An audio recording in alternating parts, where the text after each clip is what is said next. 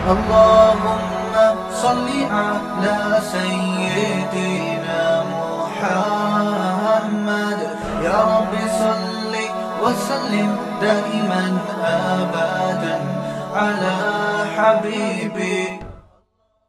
اتنا بڑا تاجر اور بیٹھے بیٹھے انا للہ و انا الیہ راجعون. یہ ہے دنیا. اٹ از کالڈ دنیا. تو اتنی موتیں اپنی سامنے میں نے بھی دیکھ لیں, آپ نے بھی دیکھ لیں, اتنے لوگوں کو مرتا دیکھا. اور موت ایسی ظالم چیز ہے, وہ یہ نہیں دیکھتی کہ آپ کی بچی کی ابھی شادی ہونے والی ہے, آپ ابھی پہلی یا دوسری کی تیاری کر رہے تھے, آپ کی ابھی جاب لگی ہے, تنخواہ کا پہلا دن ہے آپ کا بیٹا ابھی جوان ہوا ہے, یا یہ کہ آپ کے ابا کو آپ کی ابھی ضرورت ہے, یا معاشرے کو آپ کی ابھی ضرورت ہے. کچھ بھی نہیں دیکھتی. کوئی بھی کسی بھی ٹائم پہ مر سکتا ہے. میں اکثر اس موقع پہ ایک واقعہ بیان کرتا ہوں. ہمارے ایک دوست تھے عالم, بڑے مالدار بھی, اکلوتے بیٹے اپنے والد کے. انہوں نے پڑھا لکھا کے ان کو عالم بنایا, بہت پیسہ خرچ کیا اور ہر لحاظ سے ان کو بے فکر کر دیا. وہ تھے بھی بڑے ذہین اور بڑے پرہیزگار, اور بہت خوبصورت بھی تھے. ساری چیزیں جمع ہو جائیں, دین کی خدمت کا جذبہ بھی, دین کا مضبوط علم بھی, خاندانی اعتبار سے بھی, اور ینگ بالکل. تو ہمارا جب ہم طالب علم تھے, ہم نے کہا یار اللہ ان سے بہت کام لے گا, یہ بہت کچھ بڑے بنیں گے یہ. تو ہائی روف میں کہیں جا رہے ہیں پیچھے بیٹھے ہوئے, تو کچھ اوباش قسم کے لڑکے کراچی میں, وہ ریوو یا ویگو ٹائپ کی کوئی گاڑی تھی بڑی, اس میں غلط اوورٹیک کیا ان لڑکوں نے اور ہٹ کیا. آن دا اسپاٹ ان کی ڈیتھ ہو گئی. اچھا, ایک رات پہلے میرے سے گپ شپ ہوئی, بہت اچھی گپ شپ ہو رہی ہے ہماری, اور گپ شپ بھی کیا ہو رہی ہے بہت معذرت کے ساتھ, میں ان کو دوسری شادی کی ترغیب دے رہا تھا. میں نے کہا آپ کے پاس اتنا پیسہ ہے, آپ خوبصورت بھی ہیں ماشاءاللہ, علم بھی آپ کے پاس بہت ہے, تو آپ کو چاہیے کسی بیوہ سے دوسری شادی کر لیں. بیوہ سے میں ترغیب دے رہا تھا ان کو. انہوں نے کہا یار میری گھر والی راضی نہیں ہے, میری وائف میرے پھڈے کر رہی ہے, میں نے بات چلائی ہے, ایک دن پہلے بھی ہوئی تھی نا, تو بات چلائی ہے, بڑا مسئلے ہو گئے, یہ نہیں ہو سکتا, اٹ ازنٹ پاسبل وغیرہ وغیرہ. آج کل نہیں. میں نے کہا بھائی دیکھو, میں نے ان کو یہ سمجھانے کی کوشش کی کہ آپ اگر مر جاتے ہیں تو آپ کی بیگم بیوہ ہو جائے گی, وہ ساری زندگی بیٹھی رہے گی پھر ایسے ہی. تو اس چیز کو معاشرے میں پروموٹ کریں. میں نے کہا آپ بھی مر سکتے ہیں, میں بھی مر سکتا ہوں, کوئی اور بھی مر سکتا ہے, تو جو حالات دوسری عورتوں کے وہ ان کے ساتھ ہو جائیں گے. تو آپ اس کی بنیاد رکھ لیں تاکہ اللہ نہ کرے آپ مرتے ہیں تو کوئی آپ کی بیوہ سے کر لے, آپ کے بچوں کو کوئی سرپرست مل جائے گا. 2-3 بچے تھے ان کے, کوئی سرپرست مل جائے گا آپ کے بچوں کو, کوئی جو ہے وہ. اور ظاہر ہے کہ خاندان میں ہی کرتا ہے نا, یعنی خاندان والے کریں تو ٹھیک ہے, غیروں میں تھوڑی بچے جا سکتے ہیں. تو میں نے کہا ہمت کریں, بہت ہمت دلائی ہے جی, میں نے گھنٹہ لگا دیا ہوگا ان کے اوپر. پھر آخر میں کہنے لگے اس زمانے میں عدل بہت مشکل ہے, برابری نہیں ہو سکتی. میں نے کہا آپ کو اللہ نے پیسہ بھی دیا, آپ متقی بھی ماشاءاللہ ہماری رائے میں, اور لوگ بھی کہتے ہیں آپ پرہیزگار آدمی ہیں. آپ کے جو پورے خاندان سے دین کے معاملے میں ٹکر لینے کے واقعات بھی مجھے معلوم ہیں. ان کے بڑے واقعات تھے کہ ایک دفعہ ان کو کہیں شبہ ہو گیا کہ میرے والد کی جو کمائی ہے اس میں کچھ شبہ ہے, تو وہ گھر سے بائیکاٹ کر لیا انہوں نے کہ میں نہیں کھاؤں گا. پھر وہ پتہ چلا نہیں ایسا نہیں ہے. میں نے کہا آپ نے کئی موقع پہ دین کے معاملے میں پورے خاندان سے ٹکر بھی لیا ہے, تو اس کا مطلب آپ میں حوصلہ بھی ہے. اس کے باوجود بھی اگر آپ عدل نہیں کر سکتے تو پھر میں نے کہا یہ قرآن سے 4 شادیوں والی آیتیں نکال دیں, یہ ایسے ہی اللہ نے نازل کر دی ہیں, دنیا میں کوئی بھی عدل کر ہی نہیں سکتے. تو اللہ نے بس جنرل نالج کے لیے بتا دیا کہ 2 بھی کر سکتے ہو مجبوری میں, لیکن پریکٹیکلی یہ ممکن نہیں ہے. تو ویسے ہی آ گئی. میں نے ان کو سمجھانے کے لیے, ہنسنے لگے, مانے پھر بھی نہیں. میں نے دیکھا ہے کہ جب میں دلائل کے انبار لگاتا ہوں لوگ ہنستے ہیں, مجھے پتا ہوتا ہے مانیں گے پھر بھی نہیں, بس ہنستے ہیں مسکراتے ہیں, ویل ڈن, زبردست دلائل آپ کے, اچھا السلام علیکم, جا رہا ہوں. ایسا ہی ہوا.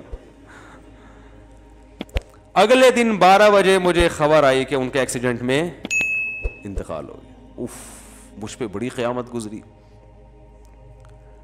ان کے گھر والوں کا, ہمارے گھر والوں کے پاس فون آیا کہ وہ رات آئے تھے اور کہنے لگے کہ میں بھی ایک کرنا چاہتا ہوں, کسی بیوہ سے کر لوں گا. تو ظاہر ہے خواتین تو اس پہ رد عمل کرتی ہیں جو ایک نیچرل ہے بالکل. کہہ رہی میں نے اتنا ری ایکشن کیا کہ صبح جانے سے پہلے انہوں نے کہا کہ بے فکر رہو, میرا ارادہ نہیں ہے, خام خواہ ٹینشن نہ لو.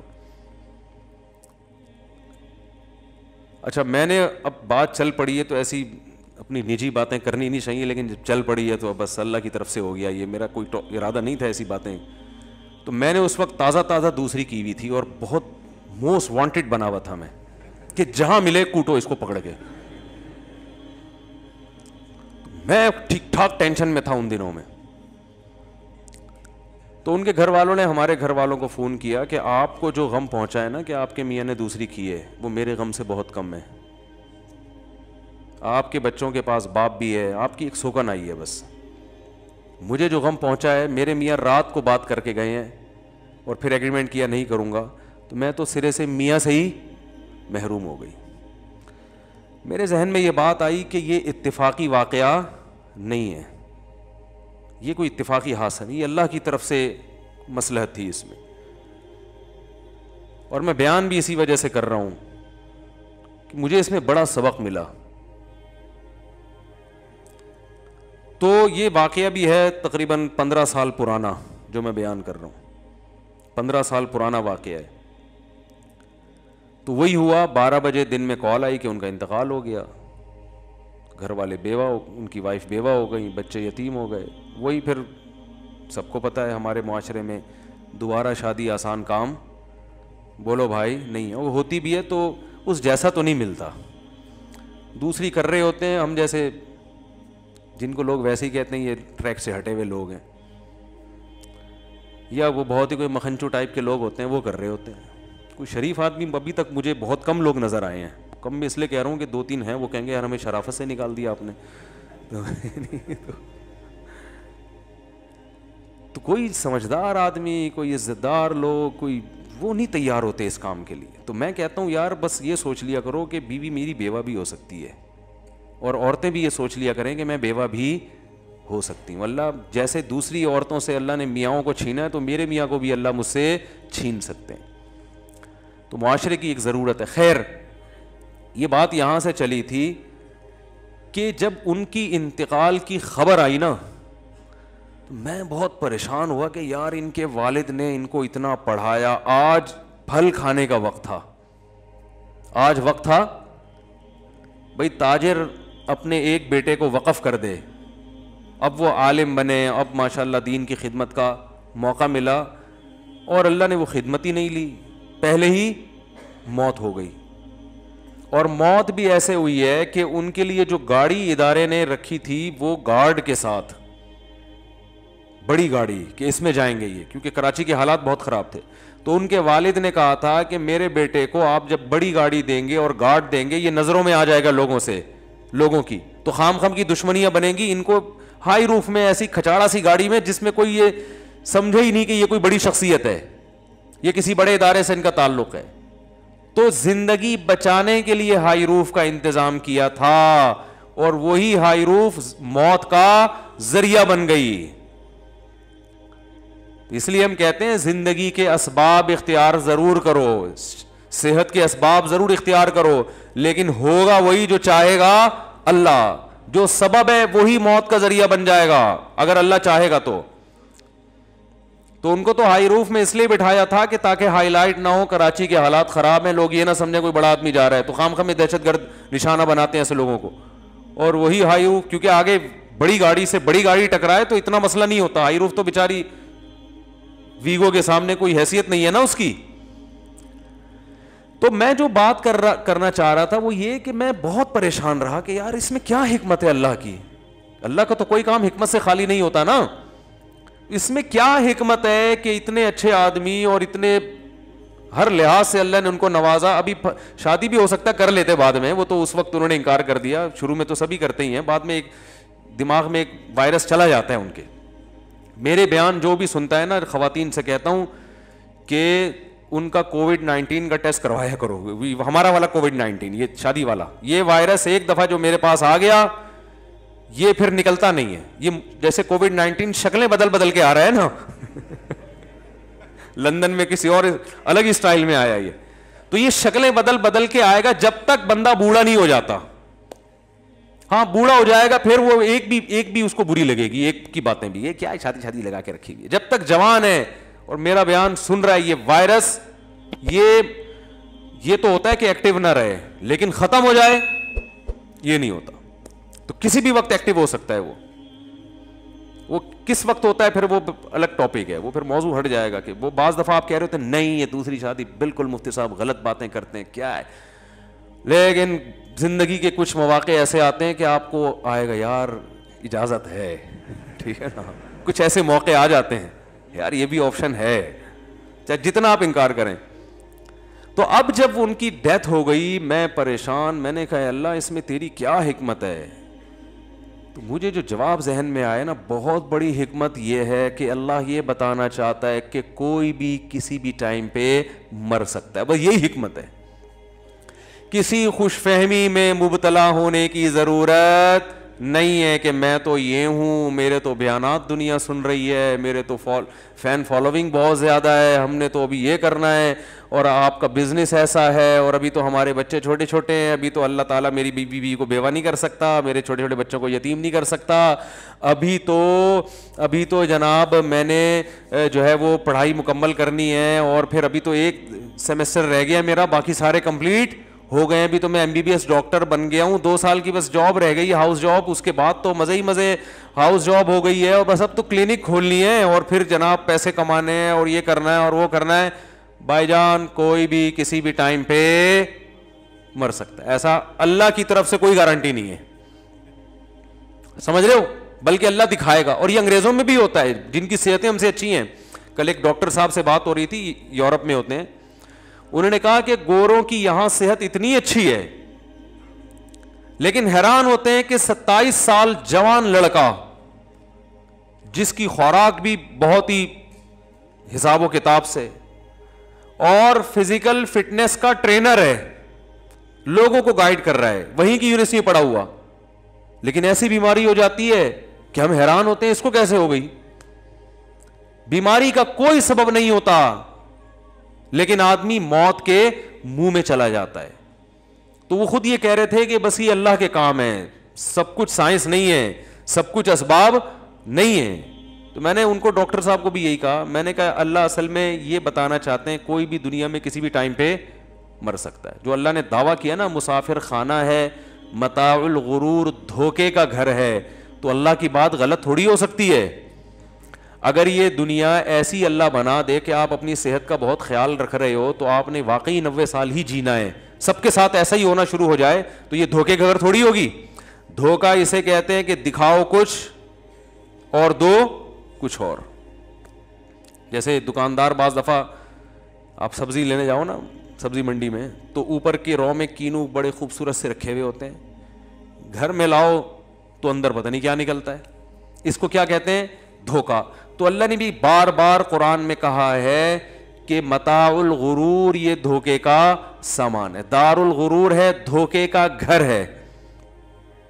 تو دھوکے کا مطلب یہی ہے کہ دنیا جب آپ کو خوبصورت خواب دکھائے گی, آپ سمجھو گے یار ابھی یہ ہو جائے گا, ابھی یوں ہو جائے گا, ابھی ایسے ہو جائے گا, ابھی تو اڑو بچہ ہو جائے گا, پتہ چلے گا کہ جی سارے پلان آپ کے 2 سیکنڈ کے اندر خاک میں مل جائیں گے. تو اس لیے عقل مند لوگ اس دنیا کے لیے کوشش کرتے ہیں, اس دنیا سے دل بولو نا, بولنے میں کیا ہے, آپ کو دماغ میں اتروانا چاہتا ہوں بھائی. یہ باتیں چاہیں تو ہم ایک سینٹنس میں مکمل کر سکتے ہیں. اگر میں یہاں بیان کے لیے بیٹھوں میں دیکھو دنیا مسافر خانہ ہے, بس بیان کمپلیٹ ہو گیا, آپ جائیں اپنے گھر, آیت کا حوالہ دے دیا ہم نے, ختم ہو گئی بات. تو یہ جو اتنی لمبی تقریر ہوتی ہے یہ تو ایک چھوٹی سی بات کو کھوپڑی میں بٹھانے کے لیے ہوتی ہے. ہمارے حضرت کے ہر روز بیان ہوتے تھے اور روزانہ بیان یہیں سے شروع ہوتا دنیا مسافر خانہ ہے اور ختم یہیں پہ ہوتا دنیا مسافر خانہ ہے بس. اب کوئی اگر ان کے بیان میں آتا کہتے یار یہ مفتی اعظم ہیں, حضرت مفتی تقی عثمانی صاحب کے استاذ ہیں, اتنا علم ہے, بیان دیکھو ان کا, دنیا مسافر خانے سے شروع کیا اور مسافر خانے پہ ختم. اور اپنے آپ کو کہتے بھی یہی تھے, واقعات سناتے تھے, کہتے ہیں میں جب سعودی عرب سے آتا ہوں تو میرے میزبان فون کر کے پوچھ رہے ہیں آپ کہاں ہیں, گھر پہنچ گئے؟ کہ نہیں میں گھر نہیں پہنچا, میں نے ناظم آباد میں ایک مسافر خانہ لے لیا ہے.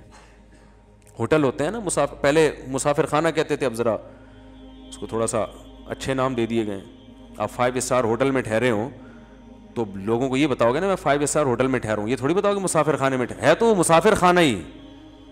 کیونکہ آپ اسی وجہ سے جو ٹھہرے ہو, ورنہ گھر جاتے ہیں نا آپ. اب تو ٹریولنگ کے دوران آدمی ہوٹل کرائے پہ لیتا ہے, ٹھہر جاتا ہے اس میں, لیکن مسافر خانہ کہتے ہوئے آپ کو خود ڈر لگ رہا ہوتا ہے.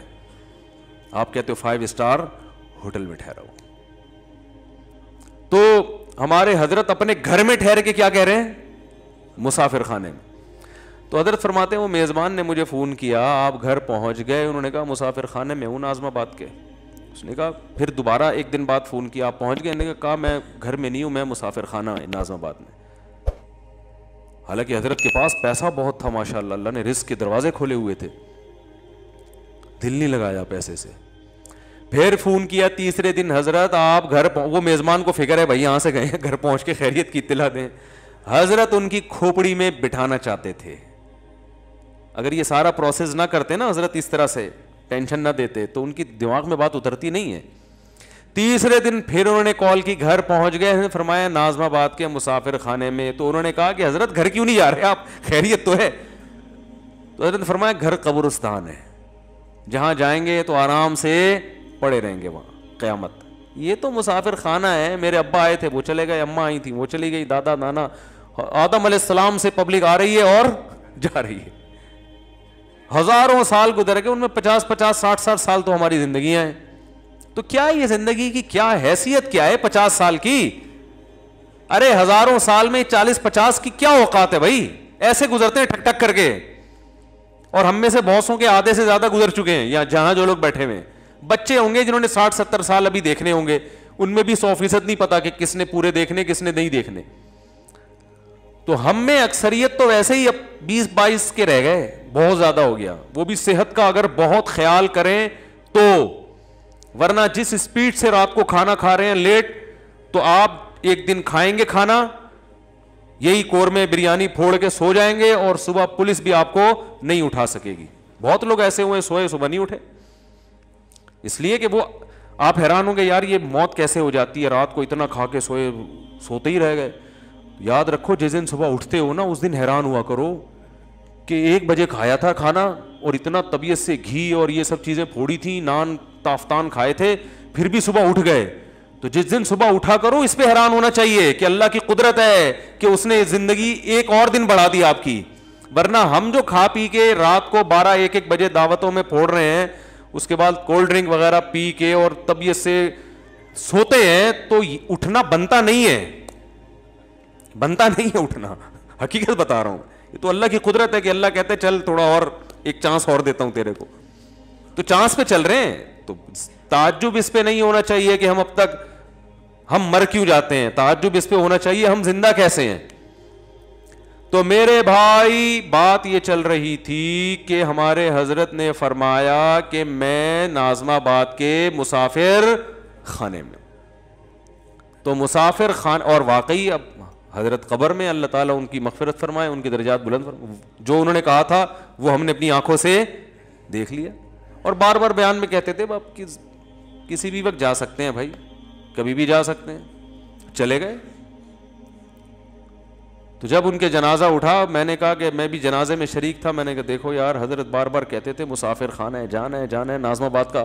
تو آج اسی ناظم آباد کے مسافر خانے سے حضرت کی میت اٹھ رہی ہے, جس کو وہ کہتے تھے نا مسافر خانہ ہے. ثابت ہو گیا واقعی یہ رہنے کی جگہ نہیں ہے. تو میرے بھائی ان ہزار گز کے بنگلوں کی دیواروں سے دل مت لگاؤ. سب سے زیادہ جو خطرناک چیز ہے نا انسان کے لیے, وہ دیواروں اور اینٹوں سے دل لگانا ہے. گاڑی اس کے بعد آتی ہے, کوئی گاڑی سے محبت کرے اتنا برا نہیں ہے, وہ استعمال میں آ رہی ہے. سب سے زیادہ برا ہے ان دیواروں سے محبت کرنا, کیونکہ ان کی عمریں بہت ہوتی ہیں اور آپ کی عمریں ان دیواروں کے مقابلے میں بہت کم ہوتی ہیں. گاڑی آپ کی زندگی میں ہی ایکسپائر ہو جائے گی. تبھی تو کہتے ہیں 10 سال چلا لیا, اب کباڑ والے کو دے دے بھائی. آپ جب گاڑی خریدنے جاتے ہو تو وہ مائلیج کو اس نے چینج کیا ہوا ہوتا ہے نا اس کے, کہ بھئی اتنے کلومیٹر چلی ہے. وہ چلی تو پتہ نہیں نوح علیہ السلام کے زمانے سے چل رہی ہوتی ہے وہ, لیکن میٹر میں ایسی سیٹنگ ہوتی ہے آپ کو لگے گا ابھی 10-20 ہزار کلومیٹر چلی ہے وہ. تو آپ کیوں بیچنے کے چکر میں ہوتے ہو کہ یار اب اس کو بہت نچوڑ لیا ہے, اب یہ کام نکال رہی ہے. تو جو آپ نے اپنی زندگی میں اس کو کیش کرا لیا, اس کی زندگی کم ہے, آپ کی زندگی بولو نا بولنا اس لیے پڑتا ہے تو دماغ میں بیٹھے گی بات. اور جو انٹرنیٹ پہ بیان سنتے ہیں نا وہ بھی بولا کریں. آپ کی زندگی زیادہ ہے, گاڑی کی زندگی کم ہے. آپ بکری پال لیتے ہو, وہ پیدا ہو کے جوان ہو کے دودھ دے کے بچے پیدا کر کے آپ کی زندگی میں مر جائے گی. بکری سے دل لگانا اتنا برا نہیں ہے, وہ یعنی آپ اس سے فائدہ اٹھا لیتے ہو. کھانے پینے سے دل لگانا اتنا برا نہیں ہے, وجہ اس کی یہ کہ کھا لیتے ہو اپنی زندگی میں. آپ آج میں صبح بیٹھے ہوئے بھائی ہوٹل کا پراٹھا میں نے کھایا کہ نہیں کھایا, یہ مجھے مل گیا, یہ پتہ نہیں 6 مہینے سے مجھے تلاش کر رہے ہیں. آج وہاں کہیں کام سے گیا تھا تو واپسی پہ ایک ہوٹل ہے, وہ بڑا خاندانی پراٹھا بناتا ہے, تو وہاں میں گھسا, میرا حلیہ تھوڑا چینج تھا, انہوں نے پکڑ لیا, مجھے پہچان لیا. انہوں نے کہا میں تو 6 مہینے سے آپ کے پولیس کی طرح آپ کے پیچھے پڑا ہوا ہوں. تو یہ کیا ہے بھائی؟ اب ڈاکٹر صاحب سے کل میری بات ہوئی, انہوں نے کہا پراٹھے نہیں کھائے. میں نے کہا یار دنیا چھوڑنا آسان ہے, پراٹھا چھوڑنا بہت مشکل کام ہے. ہم بد پرہیزی بس ایک ہی کرتے ہیں, اور میں نے کہا کوئی بد پرہیزی نہیں ہے, اب اتنا تو چلتا ہے یار.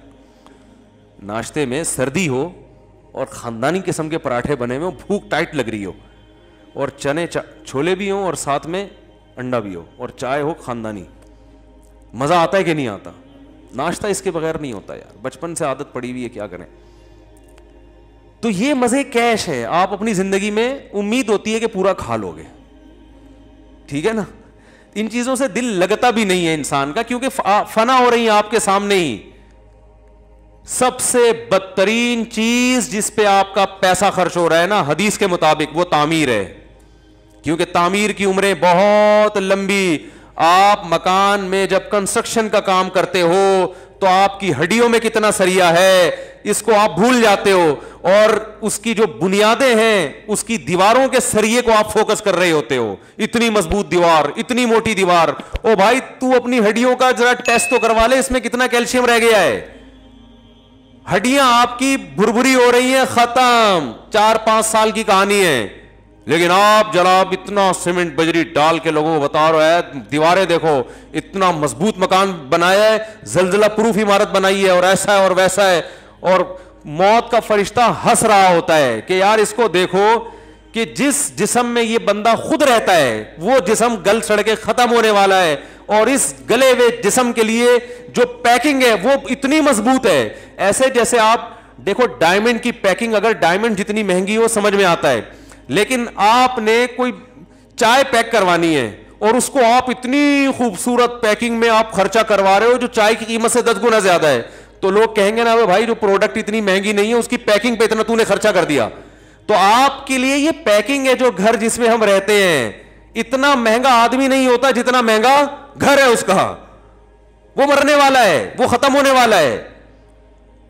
اس لیے پیغمبروں نے اپنی قوموں کو مکان سے دل لگانے سے منع کیا ہے.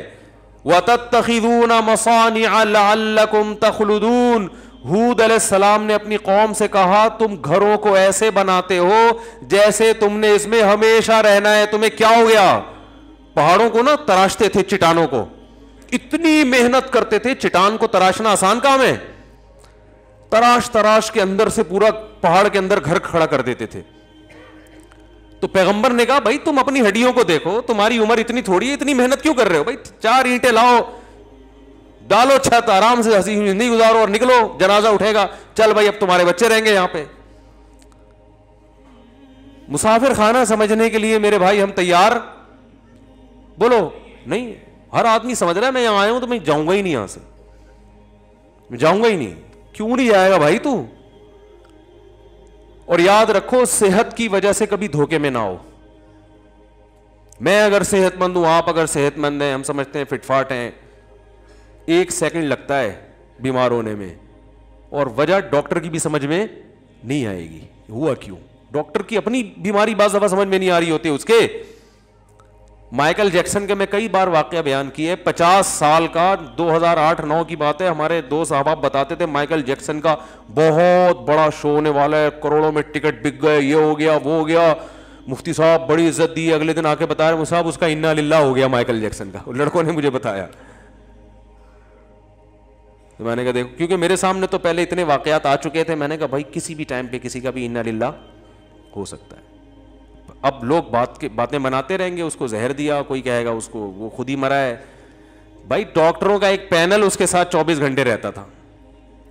مائیکل جیکسن کوئی ہماری طرح نہیں ہے کہ کسی کے منہ پہ بھی جا کے چھینک دو تو وہ بس سوری کر کے نکل لو. مائیکل جیکسن کے منہ پہ اگر آپ چھینک دیتے تو قتل کا کیس آپ پہ بنتا کہ اس کی چھینکوں سے مرا ہے, وہ جراثیم اس نے ٹرانسفر کی. لوگ دستانے پہن کے تو مسافے کر رہے ہیں, ہم تو کووڈ 19 میں لوگوں ایک دوسرے سے گلے مل رہے ہیں, چھینک رہے ہیں ایک دوسرے کے منہ پہ. اور مائیکل جیکسن جب کوئی وبا بھی نہیں پھیلی ہوئی, ہاتھوں میں گلوز پہن کے مسافہ کے اگلے کے جراثیم یہاں منتقل نہ ہو. خوراک وہ ہوٹل میں پراٹھے وراٹھے نہیں کھاتے تھے وہ لوگ, ان کی ڈائٹ ڈاکٹروں نے لکھا ہوا ہوتا تھا اتنی کیلوریز آپ نے لینی ہے, بس لے لی. آج جتنا آپ اچھلے کودے ہو نا اس حساب سے اتنے پراٹھے بس, تو وہ اچھل کود کے حساب سے ان کے ساری ڈائٹ کا پلان ہوتا ہے کہ آج آپ نے اتنے ٹھمکے لگانے ہیں, اتنا اچھلنا ہے, اتنا کودنا ہے, اتنی کلابازیاں کھانی ہیں, اس حساب سے یہ. اور جو کمی رہ گئی ہے تو یہ کیپسول بھی کھا لیں آپ اس کے ساتھ, اس سے زیادہ نہیں. تو ایک ایک چیز بڑی تمیز سے. لیکن مائیکل جیکسن کے ساتھ وہی ہوا, رات کو سویا ہے, صبح پولیس بھی نہیں اٹھا سکی, اس امریکہ نہیں اٹھا سکا, اتنی بڑی گورنمنٹ. کامیابی کی جب انتہا کو ایک شخص پہنچ رہا ہے اس وقت زوال کی پستیوں میں اللہ نے اس کو دھکیل دیا. کیا فائدہ لوگ اس کو اچھے القاب سے یاد کریں یا برے القاب سے یاد کریں, اس کی صحت پہ کوئی اثر نہیں پڑتا. یہ تھا, وہ تھا, فلانا تھا, کیا ہو گیا, جو بھی تھا نا اب تو نہیں ہے. تو اس لیے بھائی اللہ بار بار کہہ رہے متاع الغرور ہے, مسافر خانہ ہے. گھر میں جب رہا کرو نا, مجھ سے ایک صاحب کہنے لگے یار آپ کے اتنے 3-4 گھر ہیں, آپ کا تو کوئی گھر ہی نہیں ہے, ٹھکانہ ہی نہیں ہے, کیا زندگی ہے یار. ایک بندے کی ایک زوجہ ہوتی ہے, وہاں آرام سے ٹھکانہ ہوتا ہے, گھر ہے, یہ آپ کا روم ہے, یہ بیڈ روم ہے, یہ گیسٹ روم ہے, یہ ایسے تمیز سے انسان, یہ کیا یار ایک دن ادھر ایک دن ادھر. میں نے کہا بھائی اچھا اس پہ میں نے چٹکلا بھی سنا ہے لیکن ابھی میں نہیں سناؤں گا وہ. تو میں نے کہا کہ بھائی یہ اسی میں مسافر خانہ ہونا سمجھ میں آتا ہے کہ گھر ور نہیں ہوتا, مسلمان کا کوئی گھر ور نہیں ہوتا. ایک دن ادھر ہے, دوسرے دن ادھر چلے جاؤ, تیسرے دن ادھر چلے جاؤ. اللہ نے موقع دیا تو چوتھے دن کسی اور اللہ تعالیٰ وہ دن لے کر آئے. کیا ہے اس میں, یہی گھر ہے, گھر ور کیا ہے بھائی, جہاں ہے وہیں گھر ہے. کیا خیال ہے, فوجی لوگ ہوتے ہیں نا, جہاں بھی بارڈر پہ ان کی تشکیل ہوتی ہے تو جہاں ہوتے ہیں وہیں 4 بوریاں کھڑی کر کے گھر بنا لیتے ہیں. وہ مورچہ کہتے ہیں اس کو, گھر نہیں کہتے, لیکن وہ بھی گھر ہی ہے بھائی. جہاں جاؤ فوجیوں کو سکھایا جاتا ہے یار, جہاں جاؤ بوری میں ریت ڈالو, ٹھیک ہے نا, اور ایسے بنا دو بس بہترین. دھوپ سے بھی بچائے گا, گرمی سے بھی بچائے گا, اور دشمن کی فائرنگ سے بھی بچائے گا آپ. تو ایسے ہی میرے بھائی آپ 100% پکے نمازی بن جاؤ, آپ حاجی بن جاؤ, آپ ساری شریعت پر عمل کر لو, لیکن جب تک دل سے دنیا کی محبت نہیں نکالو گے اللہ آپ کو دیندار ماننے کے لیے تیار نہیں ہے. میں نے بڑے بڑے گیٹ اپ دیکھا ہے کہ بڑا اچھا گیٹ اپ, لیکن پیسوں کی محبت, گھر کی محبت, گاڑیوں کی محبت اور عزت کی محبت دلوں میں ایسے گھسائی ہوئی ہے. ہمارے ایک استاد فرمایا کرتے تھے دنیا کی محبت کے گٹر ابل رہے ہیں. بڑے پیارے الفاظ تھے ان کے, دنیا کی محبت کے چشمے نہیں کہیں گے نا اس کو, ایک تو اللہ کی محبت کے چشمے ابلتے ہیں نا, تو فرماتے تھے دنیا کی محبت کے گٹر ابل رہے ہیں. دنیا کی محبت تو ایک گند ہے, مسافر خانے سے دل لگانا ہے تو پاگل پنا ہے, بے وقوفی ہے. فنا ہونے والی چیزوں سے دل لگا رہا ہے. میرے بھائی نکالو اس کو. اور نکلتی کیسے ہے, اس کے بہت سارے طریقے نکالنے کے. سب سے بہتر طریقہ ہے پیسہ خرچ کرو اپنی ذات پر, اپنے گھر والوں پر, صدقات و خیرات. 5-5 ہزار کے نا کڑک کڑک نوٹوں کی گڑیاں, یار یہ لے یار, جا یار, کیا یاد کیا ہے, کیا رکھا ہے اس میں, کماؤ, خرچ کرنے کی نیت سے, کیا رکھا ہے یار اس میں, مر جائیں گے, ختم ہو جائیں گے. اور زبان سے بھی یہی بولا کرو. آج جو چیز انسان زبان سے بولتا ہے وہ دل میں اترتی ہے. آج دنیا کی بڑائی زبان سے بولی جاتی ہے. جہاں بیٹھو تیری جاب کتنی ہے, تیری تنخواہ کتنی ہے, تیرا گھر ہے ذاتی. مجھ سے لوگ پوچھتے ہیں آپ کا ذاتی گھر ہے, میں نے کہا نہیں ذاتی گھر نہیں ہے یار. یہ تو اللہ کا شکر ہے ہمارے حضرت نے ہماری تھوڑی بہت تربیت کر دی, انہوں نے تو پوری کی تھی, ہم پورے نہیں بن سکے, ورنہ ہم تو احساس کمتری میں مر جاتے بھائی. مجھے لوگ آ کے کہتے رہتے ہیں ذاتی گھر نہیں ہے, ذاتی گھر نہیں ہے. میں کہتا ہوں میرے پاس پیسہ ہے الحمدللہ, بنا سکتا ہوں. اللہ نے اگر دماغ گھوما تو بنا بھی لیں گے, بہت زیادہ آ گیا تو. پہلے میں نے کہا پراٹھے پھوڑنے دو ہمیں, ٹھیک ہے نا, گاڑی اچھی رکھیں گے, بچوں پہ خرچ کریں گے. پھر اگر بچ گیا اور اتنا بچا کہ صدقہ بھی ہو گیا, خیرات بھی ہو گیا, یہ بچ گیا تو چل یار ابھی مرتے مرتے چلو ایک پراپرٹی. پھر بھی میں نے کہا گھر بنانے کا دل نہیں کرتا, کوئی پراپرٹی چلو مر گئے تو بچوں کے کام آ جائے گی. وہ پھر گھر کی صورت میں بھی ہو سکتی ہے, پلاٹ کی صورت میں. میں نے کہا یہ گریوی ہے, یہ بہت بات کی چیز ہے, یہ تو کھانے دو یار. میں نے کہا تم نے کیا کر لیا گھر بنا کے, بادام کھاتے ہو؟ کہہ رہے نہیں بادام کے تو پیسے ہی نہیں بچے, وہ سارا تو قسطوں میں جا رہا ہے. ہاں تھوڑا وہ آگے آگے آ جائیں, اوپر چلے جائیں بھائی, جو پیچھے لوگ کھڑے ہوئے اوپر جگہ ہے. تو ابھی پوری وہ چینج کر دی یار آپ نے ٹون ہماری, تو ٹائم ہوتا رہا یار, بیان ہے نا. تو کیا کہہ رہا تھا میں, اتنی خاندانی بات کر رہا تھا یار. تو وہ جو ہے نا, میں نے ان سے کہا بادام کھاتے ہو؟ انہوں نے کہا پیسے کہاں, جب آدمی گھر خریدے گا تو بادام کے پیسے کہاں بچیں گے. میں نے کہا پراٹھا ہضم ہو جاتا ہے؟ کہہ رہے پراٹھا تو ہضم نہیں ہوتا, قبض ہو جاتا ہے. میں نے کہا مزے میں تو ہم ہیں. صحیح ہے نا, اور کیا. میں نے کہا مزے تو ہمارے ہیں یار. میں نے کہا یہ ہماری چھت بھی ویسے ہی ہے جیسی آپ کی چھت ہے, کرائے کی ہے تو کیا ہوا, آپ نے بھی نکلنا ہے, ہم نے بھی یہاں سے نکلنا ہے. بھلے ہمارے پاس آپشن یہ ہے کہ ہمیں اگر مالک مکان نے نکال دیا تو پڑوس میں چلے جائیں گے, ٹھیک ہے نا, ادھر چلے جائیں گے. تو آپ کا, میں نے کہا آپ نے تو یہ فری میں ملا ہوتا تو بہت اچھا ہے, آپ نے جو انویسٹمنٹ کروڑوں کی لگا دی نا اس میں, اس کروڑوں میں بہت کچھ ہو سکتا تھا. ہاں زرداری جیسا آدمی خریدتا ہے جس کے لیے کروڑوں اربوں کی کوئی ویلیو نہیں ہے, وہ ٹھیک ہے. تو آپ بھی کو بھی اللہ حلال پیسہ اتنا دے دے کہ آپ اتنا ہو جائے کہ آپ کے سارا, آپ کے پاس کرنے دھرنے کے لیے بعض دفعہ بچتا نہیں ہے, تو 2-4 کروڑ ایسے پڑے ہوئے, یار چل یار ذرا ادھر مکان لے لے یار, چل. وہ کرایہ مالک مکان سے تھوڑی ٹھش پش لگی رہتی ہے, وہ موٹر کا وہ نہیں دے رہے ہوتے نا, تو یہ ٹینشن بھی چھوٹ جائے گی. کیا خیال ہے, موٹر کے پیسے نہیں دے رہے ہوتے وہ. یہ شارٹ کلپ بنا کے نا ان کو سنوا دیں یہ خاص طور پہ. تو یہ سارے کام ہو گئے, سارے مسئلے وسلے لائف بھی ہو گئے. چلو یار اب 2-4 کروڑ ایسے ہی پڑے ہوئے, صدقہ بھی ہو گیا, آخرت کے لیے صدقہ جاریہ بھی ہو گیا, مدرسے میں بھی لگا دیا, یہ بھی 2-4 کروڑ پڑے ہوئے, چل یار اٹھا کے یار ایک چلو لے لو, چلتا ہے. تو کوئی ٹینشن لینے کی ضرورت نہیں ہے, مسافر خانہ ہے بھائی. W11 ہے, پائیدان پہ جاؤ, ڈرائیور کی سیٹ پہ بیٹھ کے سفر کرو, کوئی زیادہ فرق, وہ ڈرائیور بھی اتر جاتا ہے آگے اڈے پہ, آپ نے بھی اترنا ہے. اور بچوں کی بھی بہت زیادہ ٹینشن نہ لیا کرو, جیسے آپ بھی کسی کے بچے تھے, اللہ نے کھلا پلا کے بڑا کر دیا, آپ کے بچوں کو بھی اللہ کھلا پلا کے بڑا کر دے گا. اور بچے اپنی قسمت سے بنتے ہیں بھائی, جب بڑے ہو جائیں گے تو اچھے بنے برے بنے ان کی ہیڈیک ہے. آپ جب تک نابالغ ہیں ٹریننگ تربیت کرتے رہو, بڑے ہو کے سمجھدار ہیں, نیک بن گئے, اچھی بات ہے, خوش ہو جاؤ. نہیں بنے تو بھی ٹینشن نہ لو. نوح علیہ السلام سے زیادہ اپنے بچے کی کون تربیت کر سکتا ہے, وہ کافر نکلا. تو اس لیے ٹینشن صرف ایک ہی لینی ہے, آخرت کی. کہ آخرت میں کیا ہو, کیونکہ اصل کیا ہے, بولو بھائی, آخرت.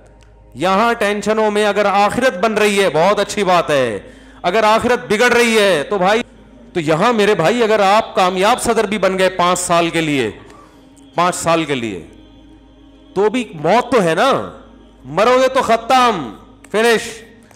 تو بار بار نا یہ الفاظ زبان سے بھی ریپیٹ کرنے چاہیے. جس محفل میں بیٹھے ہیں وہ بھائی سب دھرا رہ جائے گا یار. پہلے لوگ اس طرح کی باتیں بہت کرتے تھے, اب نہیں کرتے. جہاں بھی بیٹھو نا, نبی صلی اللہ علیہ وسلم صحابہ کو ہر موقع پہ مثالیں دیا کرتے تھے. ایک دفعہ آپ صلی اللہ علیہ وسلم نے دیکھا بکری کا بچہ مرا پڑا ہے مردار کچرے میں, تو آپ نے فرمایا کہ اللہ کی اہمیت, جو اللہ کی نظر میں اس دنیا کی اہمیت اس مردار بچے سے بھی کم ہے. یہ بھی کچھ کی بھی کوئی ویلیو ہوگی, اللہ کی نظر میں اتنی بھی ویلیو. مسافر خانہ ہے اور ہم نے اتنا اس کو خدا بنا لیا بھائی. دنیا کماؤ آخرت کے لیے. نبی صلی اللہ علیہ وسلم نے فرمایا جو دولت کماتا ہے یعنی تجارت کرتا ہے اس لیے تاکہ لوگوں سے بھیک نہ مانگنی پڑے, تو آپ نے فرمایا وہ قیامت کے دن پیغمبروں کے ساتھ ہوگا. اچھی نیت سے کماؤ, دل نہ لگاؤ بھائی. دل لگنے کی علامت کیا ہے, چھینتی ہے تو تکلیف کتنی ہوتی ہے, سمجھ رہے ہو. دیکھو پیسہ رکھنا برا نہیں ہے, حضرت سلیمان علیہ السلام نے تو اللہ سے حکومت مانگی تھی. نہ پیسہ رکھنا برا, نہ پراٹھے کھانا برا, نہ بڑی بڑی گاڑیاں, اور گھر بنانا بھی جائز ہے. دل نہ لگاؤ. دل لگنے کا پتہ ایسے چلے گا جب یہ چیزیں نہیں ہوتی تو ٹینشن کتنی لیتے ہو, یہ چیزیں چھن جاتی ہیں تو ٹینشن کتنی لیتے ہو. تو پیسہ ڈوب گیا کوئی مسئلہ نہیں ہے یار, ایسے ہی ہے جیسے W11 کی سیٹ پہ بیٹھے ہوئے تھے, کسی نے اٹھا دیا کھڑا کر دیا, تو چلو یار اب بیٹھے ہوئے تھے زیادہ مزہ آ رہا تھا, کھڑکی والی سائڈ ملی تھی, کراچی کی گندگیاں دیکھتے ہوئے جا رہے تھے ہم, اب جناب ہمیں اٹھا دیا تو کھڑے ہو کے سفر کریں گے, کوئی مسئلہ نہیں ہے. تو تھوڑی سی بس اس میں ہلکی پھلکی سی ٹینشن ہوتی ہے, وہ اتنی ٹھیک ہے, اس سے زیادہ ٹینشن لینے کا بولو نہیں ہے. تو ڈپریشن سے ٹینشن سے نہیں مرو میرے بھائی.